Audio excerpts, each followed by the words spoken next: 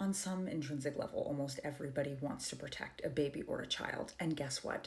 The worst people in the world are counting on you to do just that. This is The Process with Alex Beightol. Suzanne Collins, author of the Hunger Games franchise, knew what she was doing when, during this massive cultural, social, and political war that takes place in the book, one side lures the other side out using the engineered cries of children to attack them. In real life, we get that and we understand the inspiration because there have been untold scams of people luring people to do something because they had a baby, quote unquote, in a basket or a small child by the side of the road. Those people are also relying on your good, honorable instincts to protect and defend children. So when you realize that the New York Times this week ran not one, not two, not even three, but four distinct articles on the White House's push to increase a baby boom in this country, your ears should perk up. Perhaps you have marked yourself safe from joining a political off-branch cult somewhere, having 10 kids in the woods randomly, or perhaps dating or marrying someone who secretly worships the Third Reich. Maybe you haven't been pressured to quit your education and give up the vocation you love to start a family. Maybe you understand that there is joy in both or the either or, that there are many women who give up lovely careers in science and are happily at home raising children, or people who decide not to have any kids at all and who are also living their best lives. And maybe you think that the fact that your fellow American women are also rushing to the White House to figure out and give proposals on how to get everyone to have more children has nothing to do with you. And that's where you would be wrong. Now, feminism, after all, is about letting women make their own choices about their own lives. So what if your neighbor chooses to hand make goldfish and go to a church a little more conservative than yours? It's her life. That's personal, right? Because what does that have to do with creating a political movement that shores up power for a small select few? It doesn't have anything to do with you, right? Does it? Does it? If Howard Zinn taught us anything, it's that from the time the colonists stepped foot on this land, there was a wealthy, well-fed group of people who looked around and thought, how can I make bank off of all of this and all these people here? They wanted the colonies to succeed. More babies, more families, more workers working away in this wasteland of a world that they didn't think was worth much. There was a very wealthy ruling class of people in Europe who thought of America as like this boggy trash land world that was a perfect place to send the trashy poor to. At the very least, these undesirable types could be worth something, quote unquote, in that they would be providing labor and sending goods back. So they would send these groups out and they're like, go harvest, send back what you make to the great wealthy ruling class, and you can get a little tiny piece of that pie. By the time the Revolutionary War rolls around, there's about 11 super wealthy families living in America, and they see the revolution as super profitable.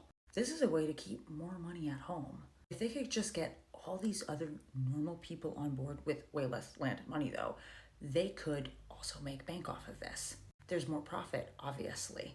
Now, pre-revolution, post-revolution, no matter what time you are in human history, you, as a wealthy, ruling class, well-fed person, have a lot of things to protect. There are a lot more people than you who want what you have. And when you have dumped your European society on top of this incredible, complex group of indigenous communities that you have pushed out of the way in so many ways or tricked openly, you have to find a way to hold all of that together. You have to make sure that all those working normal people don't love each other, that they don't ever find solidarity in their common issues or lives. So what do? Well, you divide them up like a class system that you know good and well. And you do this through the law. And how do you get people to do this through the law and actually listen to you? Because again, they outnumber you. You do something called social stratification and you give people little perks.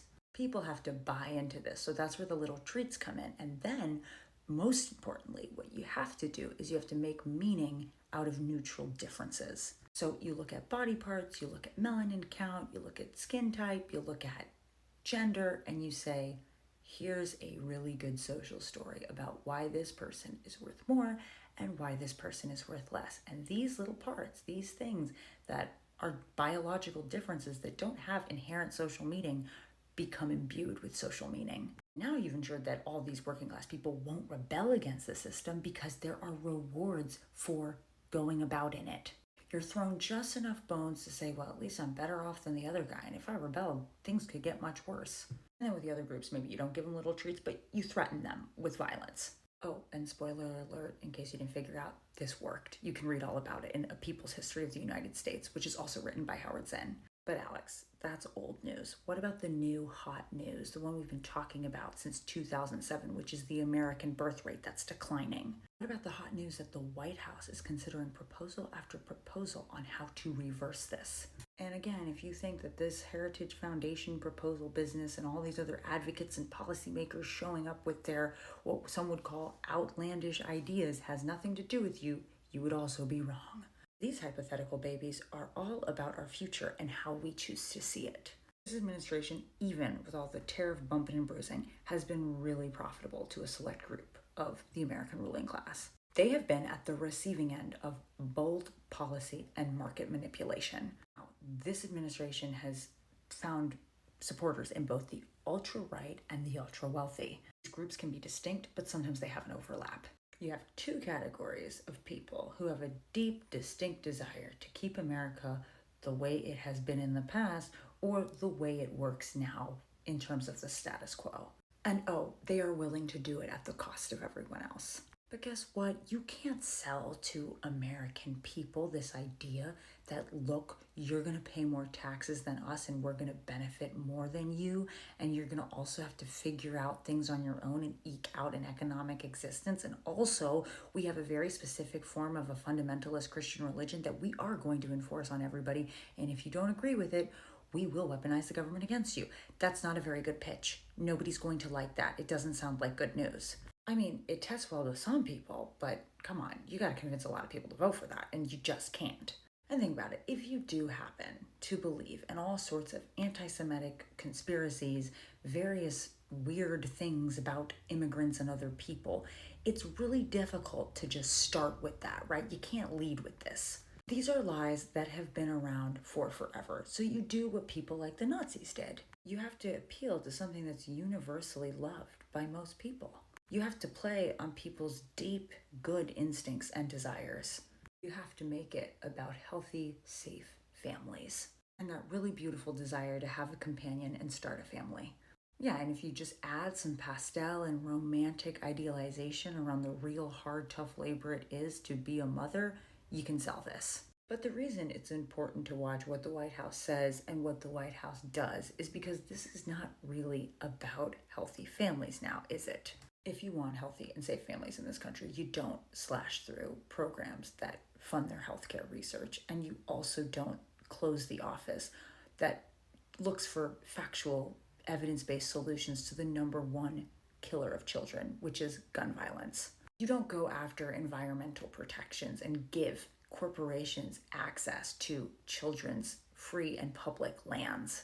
You don't take apart the Department of Education that actually functions as an advocate for parents so that they could have a place to go and get help and representation for their children and their children's rights. You don't cancel maternal healthcare research and then back policies that scale up the death rate for moms in states everywhere. You also don't kill a bipartisan Republican-Democrat research bill that would protect and save and help the entire immigration process in a humanizing and decent way just because it wouldn't help you win an election. There are hardworking families that are seeking desperately a path to citizenship in this country who do not deserve to be deported without due process or treated like animals. You wouldn't stoke racist, sexist, and xenophobic fears that rip apart communities and make everything less safe for everyone. You also don't trash an internationally recognized safe voting system or seek the very tax breaks that hurt middle-class families and make it harder and harder for everyday average people to have children.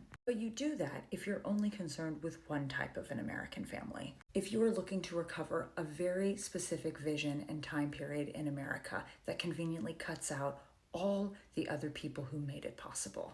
They're happy to ask people to start families in a country that meaningfully does not look out for ways to protect children. They are nervous that there is a rise in the amount of economic and academic freedom that might give a woman more options when she considers her future.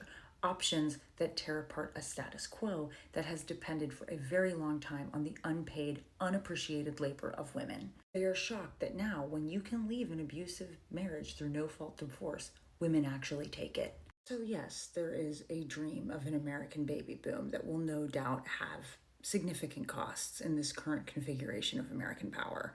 And that cost is not new, it's old. One that will unequally be borne by women, single or not. It is insulting to hear so many of these proposals about who and why women should take on the risk of bearing more children for this country when the number one cause of death for pregnant women is homicide by men. When the number one killer of children, like I mentioned earlier, is gun violence, a gun violence no one wants to do anything about when you dismantle an entire office that's supposed to be fixing that. We do not need, as the Heritage Foundation suggested, ovulation classes.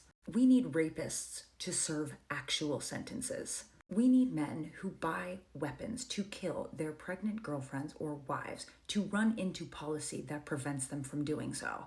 And we need all the men with credible, real, settled rape cases or allegations to not be in government telling us what to do or what our families should look like and on what timeline. I wouldn't trust an administration that consistently devalues women's contributions in every other arena. It's not surprising that when it comes to a woman's political worth, this administration is very focused on the ones that can produce documented citizens.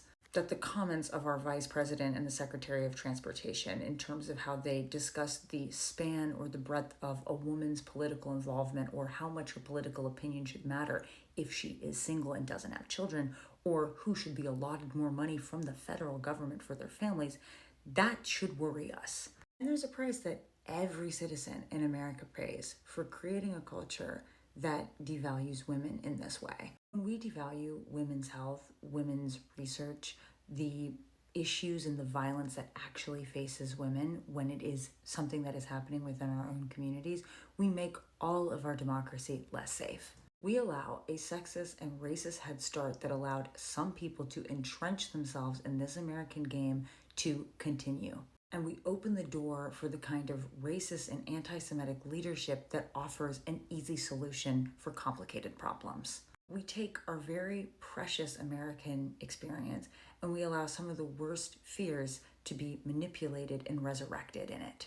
In our next segment, I will be talking about the rise of these proposals and how that coincides with another rise, a social media one, that takes on this aura of motherhood through these pastel accounts, but is, of course, covering up a secret political agenda. If America is going to work for all of us, it has to be for all of us. It has to respect all of us. And if you want to pull some Severance Lumen Industries nonsense over us, you better count on people not knowing their history, because those people might just clock what you're doing because we've seen it before. This has been The Process with Alex Beightol. I'll see you next week when we talk about Hitler's Nazi motherhood propaganda. And of course, in all things, I hope you take care of yourself.